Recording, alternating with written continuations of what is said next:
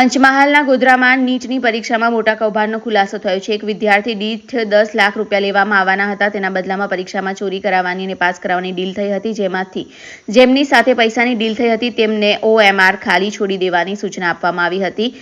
આખાય કૌભાંડનો ખુલાસો જિલ્લા કલેક્ટરને મળેલ અંગત માહિતીના આધારે થયો છે।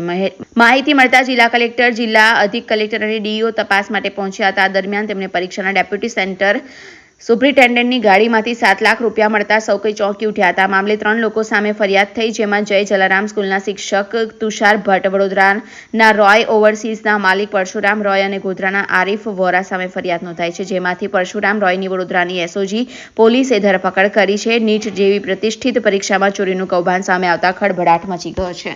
હાલ જે આપ જાણો છો કે જે ગોધરા ખાતે જે નીટની પેપર બાબતે તપાસ ચાલી રહી છે એ બાબતે જે પરશુરામ રોય તેઓને હાલ ફતેગંજ એમની ઓફિસમાંથી હાલ એમને શકમન તરીકે અટકાયતમાં SOG લીધેલા છે અને આગળની જે તપાસ છે એ SOG પંચમહાલ જિલ્લાને અમે કરશું અને આગળથી જે પણ આગળની લીગલ કાર્યવાહી છે એ આપને માહિતી ચોક્કસથી શેર કરવામાં આવશે। હાજી, ચોક્કસથી અમે સાથે હતા અને સવારથી આ બાબતે સર્વેલન્સ ને અન્ય કામગીરી ચાલુમાં હતી। આગળ જે પંચમહાલ પોલીસ આ બાબતે એકચ્યુઅલી તપાસ કરી રહી છે અને એ લોકો જ આગળની તપાસ કરશે અને એમને આગળની જે પણ કાયદેસર કાર્યવાહી છે એ એમના તરફ કરવામાં આવશે અને જે પણ આરોપીના શું રોલ છે એ બાબતે આગળથી સિનિયર અધિકારીઓ તરફથી આપણને માત્ર અને માત્ર જે FIRમાં નામ છે એના આધારે આરોપીને અમે હાલ અરેસ્ટ કર્યા છે।